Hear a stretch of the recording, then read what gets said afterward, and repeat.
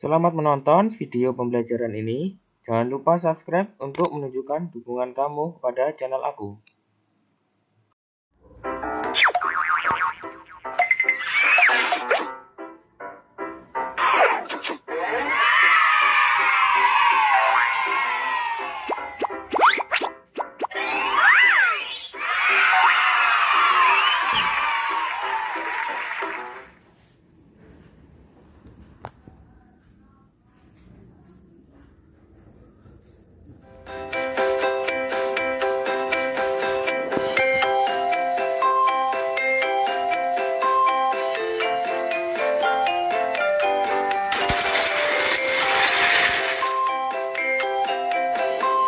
Benda cair, episode 30 untuk teman-teman kelas 1. Halo, selamat pagi teman-teman. Aku Vian. Aku dan ibu baru pulang belanja.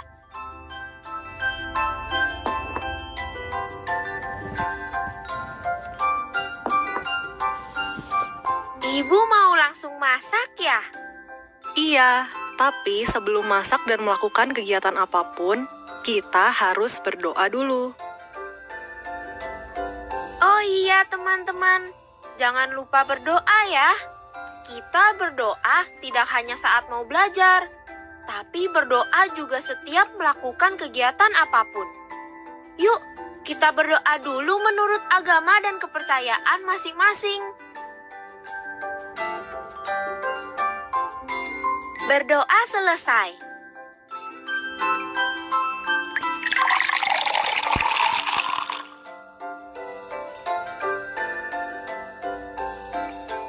Air termasuk benda cair ya, Bu? Iya sayang, air termasuk benda cair. Kamu tahu kan artinya benda cair? Benda yang bentuknya berubah-ubah ya, Bu? Benar, tepatnya benda cair adalah benda yang memiliki bentuk tidak tetap, karena selalu berubah-ubah mengikuti wadahnya. Benda cair biasanya mengalir dari tempat tinggi ke tempat yang rendah, dan benda cair itu dapat meresap. Karena namanya benda cair, contohnya pasti air. Ya kan, Bu? Betul, tapi benda cair itu tidak hanya air saja loh. Memang contohnya apa saja, Bu? Kecap, madu, dan minyak goreng juga termasuk benda cair. Nah, teman-teman, ternyata ada banyak contoh benda cair di sekitar kita ya. Hari ini, kita akan belajar tentang benda cair. Tapi sebelumnya aku mau tanya nih, hari ini hari apa ya? Wah, benar. Kalian pinter deh. Baiklah, kita mulai saja ya pelajaran tentang benda cair. Yuk, kita ikuti penjelasannya. Benda cair adalah benda yang bentuknya seperti ruangan yang ditempatinya. Air merupakan salah satu contoh benda cair yang sering kita temui. Tapi sebenarnya ada banyak contoh benda cair di sekitar kita. Ada kecap, minyak goreng, susu, madu, dan lain-lain. Kecap sudah disebutkan, minyak goreng sudah, madu juga sudah. Benda cair di sekitar aku apalagi ya? Oh iya, kalau jus benda cair juga kan, Bu? Iya, jus juga termasuk benda cair. Nah, teman-teman, sekarang coba kalian sebutkan juga ya satu benda cair yang ada di sekitar kalian.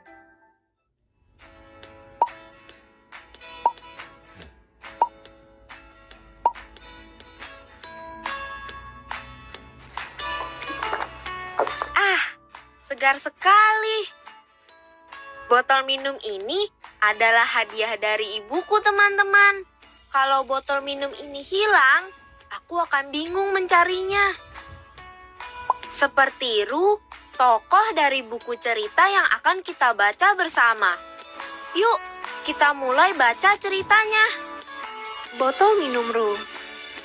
Hari ini, Ru bersemangat pergi ke sekolah. Dia membawa botol minum baru, hadiah dari ibu. Botol minum sebelumnya hilang tak sengaja. "Hai Ru, ayo bermain," ajak teman-temannya. "Tunggu aku ya." Ru langsung lupa pada botolnya saat teman-temannya mengajak bermain.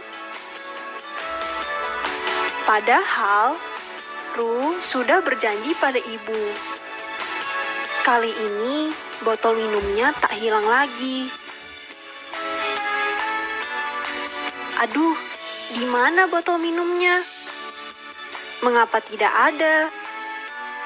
Kalau botolnya sampai hilang, Ru pasti dimarahi ibu. "Hei, tunggu. Yang dibawa Kenny itu botol minumnya bukannya? Kenny, kembalikan botol minumku." "Bukan, ini botol minumku." Ru tidak percaya. Daripada bertengkar, lebih baik membuktikan. "Apa isi botol minummu, Ru?" "Jus mangga," jawab Ru. "Buktikan kalau ini botol minummu." "Loh, kok ada nama Kenny? Mengapa berubah jadi es teh? Kamu pasti mengganti isinya." Tidak. Kapan terakhir kamu memegang botol minummu, Ru? "Aku tidak ingat. Tahu-tahu saja hilang." Pertanyaan Kenny sulit. Kalau Ru ingat, pasti sudah ketemu dari tadi. Ru ingin Kenny membantu mencari. Masa dia harus bingung sendiri? Belum tentu juga itu botol minum Kenny, kan? Jujur atau tidak, harus dibuktikan. Kenny mau membantu, tetapi ada syaratnya. Kalau tidak ketemu, berarti memang milik Kenny. Menuduh tidak jujur tanpa bukti juga tidak benar, kan? Namun, botol minum itu tidak ada di mana-mana. Ru nyaris putus asa. Mungkin botol minum itu sudah hilang selamanya. Loh, itu apa? Astaga, itu botol minum Ru. Entah bagaimana bisa berada di situ. Itu berarti yang tadi benar-benar milik Kenny. "Kenny, aku minta maaf." Ru malu sekaligus lega. Kenny berkata, Tidak apa-apa. "Kadang-kadang teman bisa salah mengira." Ru jadi tahu sekarang. Ternyata mereka punya botol minum yang sama. Wah, banyak ya yang bisa kita petik dari cerita botol minum Ru tadi. Gara-gara asik main, Ru jadi lupa menaruh botol minumnya. Kalau sampai botol minum itu hilang, pasti Ru dimarahi ibu. Jadi, kita harus menjaga baik-baik barang yang kita miliki ya. Apalagi kalau barang itu pemberian orang yang kita sayangi. Nah, satu lagi pelajaran yang bisa kita petik dari cerita botol minum Ru tadi, yaitu kita tidak boleh sembarangan menuduh. Jangan seperti Ru yang menuduh Kenny telah mengambil botol minumnya, padahal botol Ru hilang karena kesalahannya sendiri. Nah, setelah membaca cerita berjudul botol minum Ru tadi, sekarang kita jawab pertanyaan-pertanyaan ini ya. Siapakah tokoh dalam cerita tadi? Iya, betul. Ada Ru dan Kenny. Kemudian, di mana ceritanya terjadi. Iya, cerita berjudul Botol Minum Ru terjadi di sekolah. Lalu, siapa yang kamu sukai dalam cerita tadi? Apakah Ru atau Kenny? Dan bagian cerita mana yang paling kamu sukai? Kalau aku suka ketika Ru menemukan botol minumnya. Ru tidak jadi dimarahi ibu deh.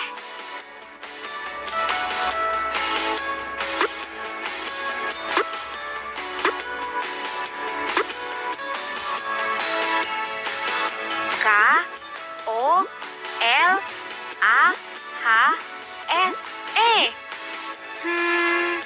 Dibacanya apa ya? Kolase.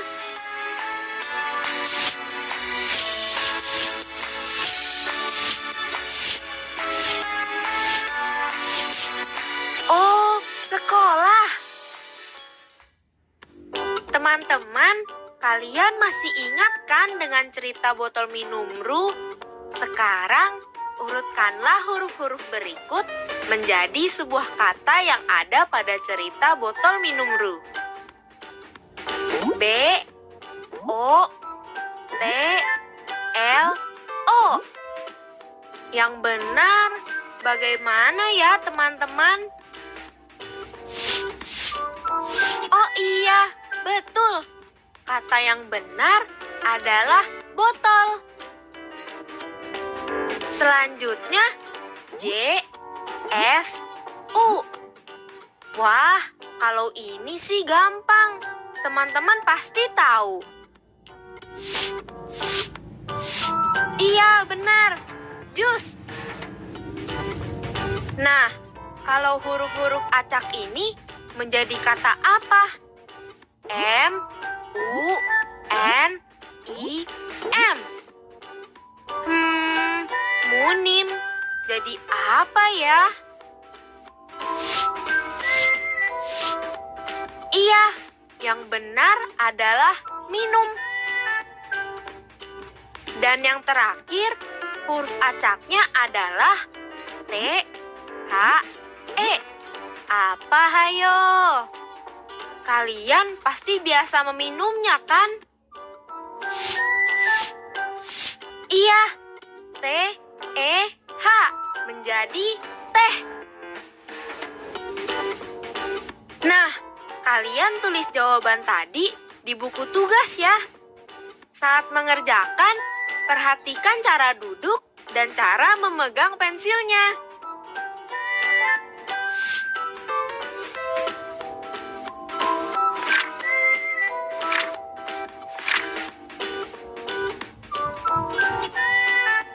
Ini dan dari dia lihat. Teman-teman, aku sedang berlatih balima atau baca 5 kata. Yuk, kita baca dengan suara yang nyaring.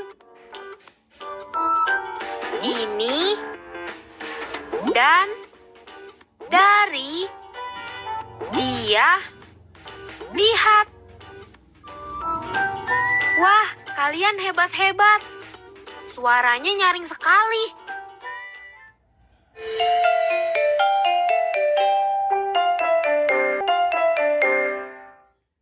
Nah, sekarang aku akan membacakan cerita berjudul Benda Cair dan Sifatnya. Kalian dengarkan baik-baik ya, karena nanti aku akan memberikan pertanyaan. Benda cair dan sifatnya. Benda cair? Apa itu benda cair? Apakah benda cair ada di rumahmu? Benda cair memiliki bentuk yang mengikuti bentuk wadahnya. Minyak goreng adalah salah satu contohnya. Coba kamu lihat saat ibu memasak. Bentuk minyak goreng dalam botol berbeda setelah dituang ke penggorengan. Apalagi sifat benda cair? Apakah kamu pernah melihat air terjun atau air di selokan? Ini adalah salah satu sifat air juga. Mengalir dari tempat tinggi ke tempat yang rendah. Ups, airnya tumpah. Apa yang kamu lakukan? Mengambil kain pel untuk menyerap airnya, bukan? Sifat benda cair yang berikutnya adalah dapat meresap. Air dapat meresap melalui celah-celah kecil pada kain pel. Nah, sekarang kamu sudah tahu sifat-sifat benda cair. Nah, kalian sudah tahu kan tentang benda cair dan sifatnya? Sekarang, aku mau bertanya. Coba kalian jawab ya. Apa yang dibahas pada cerita benda cair dan sifatnya? Iya, benar. Yang dibahas di cerita tadi adalah apa itu benda cair, contoh-contoh benda cair, dan sifat-sifatnya. Pertanyaan kedua, seperti apa bentuk benda cair? Wah, benar lagi jawabannya. Benda cair memiliki bentuk mengikuti wadahnya. Nah, ceritakan kembali kepada orang tua kalian tentang benda cair dan sifatnya ya. Lakukan dengan santun dan percaya diri.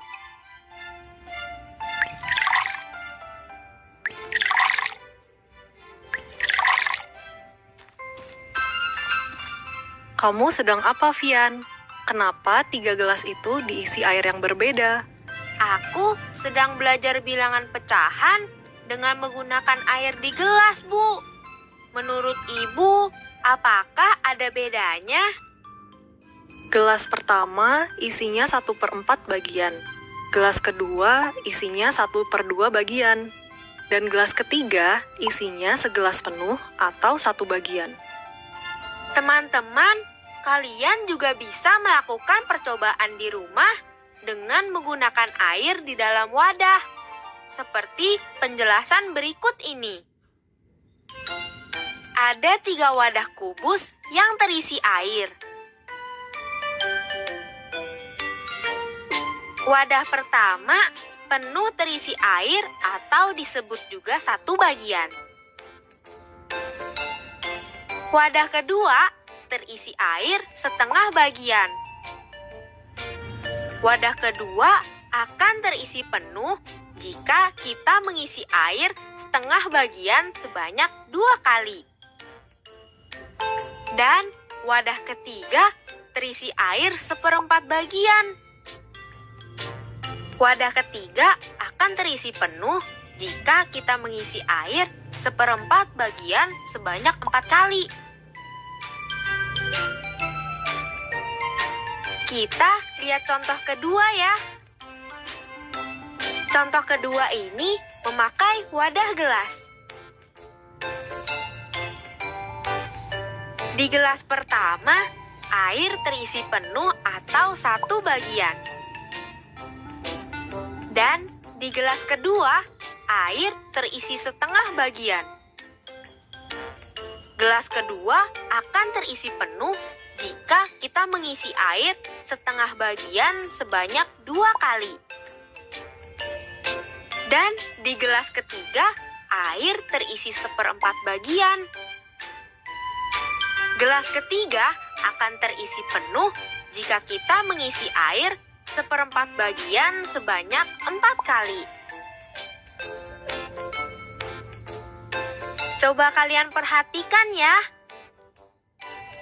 Wadah dan gelas yang terisi penuh air disebut juga 1 bagian. Dan wadah yang tidak penuh terisi air merupakan suatu pecahan. Terisi air setengah bagian menunjukkan pecahan setengah. Terisi air 1/4 bagian menunjukkan pecahan 1/4. Bagaimana teman-teman? Sudah semakin paham kan tentang perbedaan 1 bagian, setengah bagian, dan 1/4 bagian? Wah, semuanya sudah paham. Sekarang kita berlatih dengan soal yuk. Perhatikan bentuk wadah yang pertama. Apakah terisi penuh atau tidak penuh? Dan apakah wadah pertama terisi 1 bagian, setengah bagian, atau 1/4 bagian? Begitu juga dengan wadah kedua. Apakah terisi penuh atau tidak penuh? Dan apakah terisi 1 bagian, setengah bagian, atau 1/4 bagian? Lalu, wadah ketiga, apakah terisi penuh atau tidak penuh? Dan apakah terisi 1 bagian, setengah bagian, atau 1/4 bagian? Latihan berikutnya. Gambarlah batas ketinggian air yang menunjukkan terisi 1 bagian, setengah bagian, dan 1/4 bagian. Lalu, bandingkan isi air dari ketiga botol itu. Sama, kurang, atau lebih daripada botol lainnya. Bagaimana teman-teman? Asik dan gampang kan belajar pecahan dengan menggunakan wadah dan air? Kalian bisa berlatih lagi dengan menggunakan benda apapun. Selamat mencoba ya! Teman-teman, sampai di sini dulu ya pembelajaran kita hari ini. Jangan lupa berterima kasih kepada orang tua yang sudah menemani kita belajar. Oh iya, lembar refleksinya juga jangan lupa diisi ya. Sampai jumpa lagi. Dadah!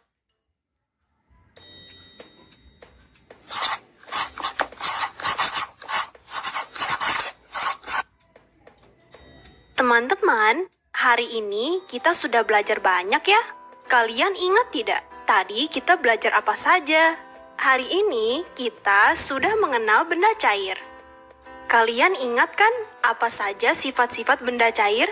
Wah, semuanya ingat. Kita juga membaca cerita berjudul Botol Minum Ru. Seru sekali ya ceritanya.